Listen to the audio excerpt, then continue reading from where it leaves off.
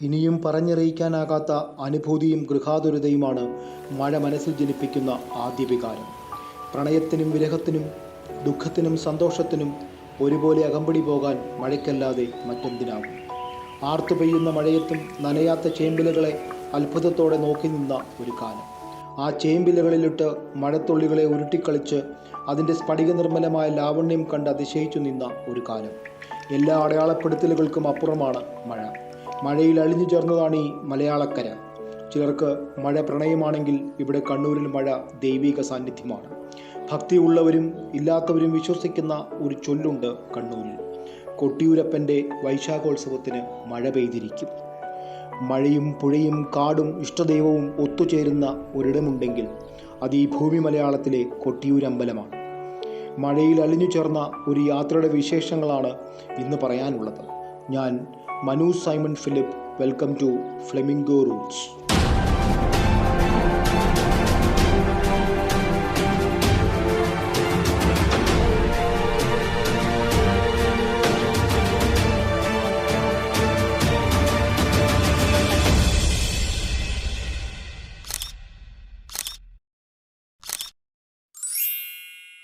ആനയും വെടിക്കെട്ടുമില്ലാതെ ഒരു തൃശ്ശൂർ പൂരത്തെപ്പറ്റി സങ്കല്പിക്കാൻ കഴിയുമോ?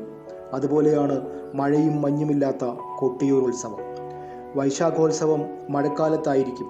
അല്ല, അങ്ങനെ പറയുന്നതിനേക്കാൾ കൊട്ടിയൂരപ്പൻ്റെ ഉത്സവമായാൽ മഴ പോലും ഭക്തിപൂർവ്വം എത്തിയിരിക്കും എന്ന് പറയുന്നതാവും ശരി. മഴയും പുഴയും മലയും കാടുമാണ് ഇവിടുത്തെ ഉത്സവാന്തരീക്ഷം. കൊട്ടിയൂരിൻ്റെ ഐതിഹ്യങ്ങളിൽ പ്രകൃതിയുടെ കഥയുണ്ട്, മനുഷ്യൻ്റെ കഥയുണ്ട്, പ്രണയപ്രതികാരങ്ങളുടെ തീഷ്ണ വിരഹത്തിൻ്റെ കഥയുണ്ട്. എല്ലാത്തിനും ഉപരിയായി എല്ലാം പൊറുക്കുന്ന പരാശക്തിയുടെ നിലയ്ക്കാത്ത കാരുണ്യ പ്രവാഹത്തിൻ്റെ അത്ഭുത കഥയുമുണ്ട്. പ്രകൃതിയുമായി താതാത്മ്യം പ്രാപിച്ചു കിടക്കുന്നു എന്നതിന് ഉത്തമ ഉദാഹരണമാണ് വേനലിൻ്റെ അന്ത്യവും വർഷത്തിൻ്റെ ആരംഭവുമായ വൈശാഖകാലം. ഇടവ സംക്രമത്തിന് മുൻപേ കണ്ണൂരിൻ്റെ കിഴക്കേ അതിർത്തിയിൽ സഹ്യനുമേൽ മേഘമിരുണ്ട് തണുത്ത കാറ്റിൽ തട്ടി മഞ്ഞുതുള്ളികൾ പോലെ പ്രകൃതി പുണ്യഭൂമിയിലേക്ക് പെയ്തു വീഴാൻ തുടങ്ങും. വേനലിൽ വരണ്ടുണങ്ങി നീരറ്റുപോയ വാവലിയിൽ ഇത് നീർച്ചാലുകൾ തീർക്കും. പ്രദക്ഷിണ വഴിയിൽ ജലമൊഴുക്കിയിരിക്കണമെന്ന് ആചാരപരമായ നിബന്ധനയുള്ള ഏകക്ഷേത്രം കൊട്ടിയൂരാണ്. അതുകൊണ്ടാവണം ഭക്തിപൂർവ്വം പെയ്തിറങ്ങുന്ന മഴത്തുള്ളി വാഗ്മയി പുഴയായി ഒഴുകി ഭഗവാനെ വലം വെച്ച് മുന്നോട്ടൊഴുകുന്നത്. ആ ഒഴുക്കിനൊപ്പമാണ് മനുഷ്യനും പ്രദക്ഷിണം വയ്ക്കുന്നത്. ഒരു മഴത്തുള്ളിയിൽ നിന്നും ആരംഭിക്കുന്ന എത്ര മഹത്തരമായ മോക്ഷസങ്കല്പം! ബാവലി പുഴയുടെ ഇരു കരകളിലുമായി തെക്ക് ഇക്കരെ കൊട്ടിയൂർ, വടക്ക് അക്കരെ കൊട്ടിയൂർ ശൈവ സാന്നിധ്യങ്ങൾ. അക്കരെ കൊട്ടിയൂരാണ് മൂലക്ഷേത്രം. ഇവിടെ ജലാശയത്തിന് നടുവിൽ സ്വയംഭൂവായി മണിത്തറയിൽ മഹാദേവനും ശക്തി ചൈതന്യമായ സതീദേവി അമ്മാറക്കൽ തറയിലും സ്ഥിതി ചെയ്യുന്നു. വൈശാഖോത്സവ സമയത്ത് മാത്രമേ പൂജയുള്ളൂ.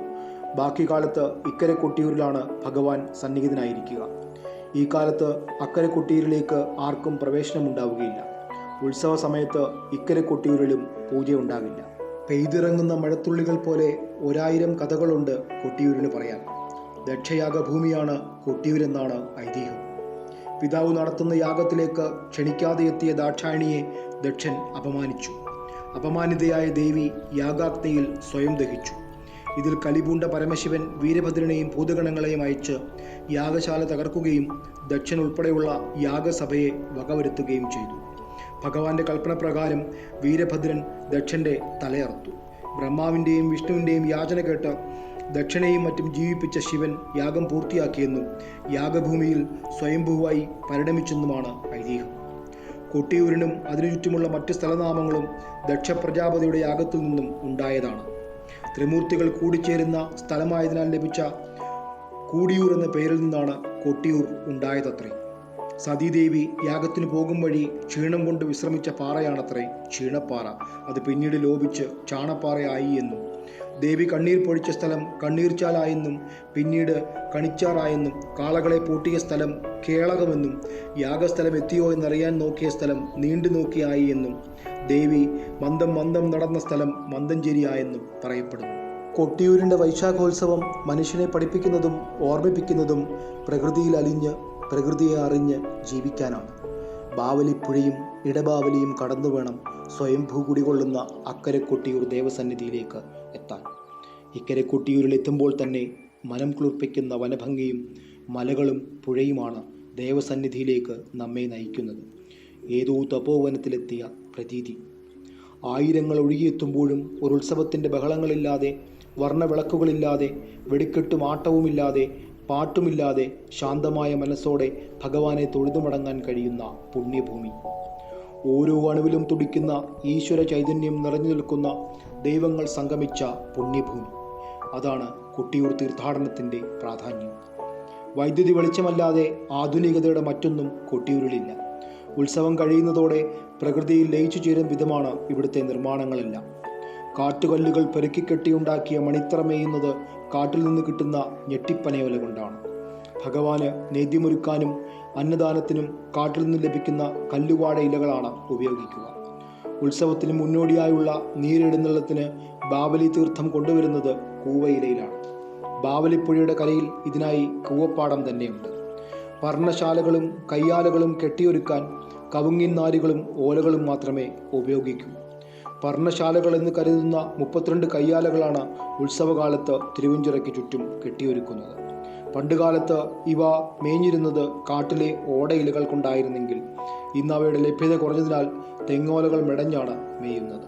മറ്റൊരു ക്ഷേത്രത്തിനും ഇല്ലാത്തത്ര വൈവിധ്യമാർന്ന ചടങ്ങുകൾ, ഗൂഢ താന്ത്രിക കർമ്മങ്ങൾ, ആദിവാസികൾ മുതൽ ബ്രാഹ്മണർ വരെയുള്ളവരായി നൂറുകണക്കിന് അവകാശികൾ, എല്ലാ ജാതി വിഭാഗങ്ങൾക്കും ഇതുപോലെ പങ്കാളിത്തമുള്ള മറ്റൊരു ദേവസ്ഥാനം കൊട്ടിയൂരല്ലാതെ വേറെങ്ങുമുണ്ടാവില്ല. അവകാശികൾക്കെല്ലാവർക്കും ഓരോ ആചാരപ്പേരുകൾ, ഉത്സവത്തിൽ വ്യത്യസ്തമായ ചുമതലകൾ, അങ്ങനെ വൈവിധ്യങ്ങളുടെ ഒരു പെരുമഴയാണ് കൊട്ടിയൂർ വൈശാഖ ഉത്സവം. പറയാനിനിയും ഒത്തിരി കഥകൾ ബാക്കിയാണ്. ഇതിൽ കൗതുകമുണർത്തുന്ന ഒന്നാണ് ഓടപ്പൂവിൻ്റേത്. പേരെങ്ങനെയാണെങ്കിലും സത്യത്തിൽ ഇതൊരു പൂവല്ല. കൊട്ടിയൂരിൻ്റെ മാത്രം പ്രത്യേകതയാണ് ഈ ഓടപ്പൂവ്. വീരഭദ്രനും സംഘവും യാഗം തകർക്കാൻ എത്തിയപ്പോൾ ഭൃഗുമുനിയുടെ മറ്റു മുനിമാരുടെയും താടിരോമങ്ങൾ പിഴുതെറിഞ്ഞതാണ് ഓടപ്പൂവായി മാറിയതെന്ന് കരുതപ്പെടുന്നു. കൊട്ടിയൂരിൽ വൈശാഖോത്സവത്തിനെത്തുന്ന ഭക്തർക്ക് ഓടപ്പൂവ് ഒരു കൗതുകവും കൊട്ടിയൂരിൻ്റെ മാത്രം പ്രത്യേകതയുമല്ല, അടുത്ത വർഷം വൈശാഖ മാസം വരെയുള്ള ഐശ്വര്യത്തിൻ്റെ ഓർമ്മപ്പെടുത്തൽ കൂടിയാണ്. കൊട്ടിയൂർ ഉത്സവത്തിന് ശേഷം അഷ്ടബന്ധക്കൂട്ടിൽ ഒറ്റപ്പിലാൻ്റെ കാവലിൽ പള്ളിയുറക്കത്തിലാകുന്ന ഭഗവാൻ സർവ്വൈശ്വര്യങ്ങളും നൽകി തങ്ങളെ സംരക്ഷിക്കുമെന്നതിൻ്റെ ഒരു ഉറപ്പും കൂടിയാണ് ഭക്തർക്ക് ഈ പൂവല്ലാത്ത പൂക്കൾ. അമ്പലങ്ങൾക്കും പ്രതിഷ്ഠകൾക്കും അപ്പുറം കൊട്ടിയൂരർപ്പ ദർശനം ഒരു അനുഭവമാണ്. ശിവശക്തി പ്രണയത്തിൻ്റെ അനുഗ്രഹപ്രഭ. പാൽച്ചുരം കടക്കുമ്പോഴേ അരിച്ചെത്തുന്ന തണുപ്പ് മനസ്സിനെ ആർദ്രമാക്കി തുടങ്ങും. പിന്നീട് മഴത്തുള്ളികളായി പെയ്തിറങ്ങിയ ബാവലിയിലേക്ക് ആദ്യമായി കാൽ കുത്തുമ്പോൾ വീണ്ടും തണുപ്പിൻ്റെ നനുത്ത സ്പർശം.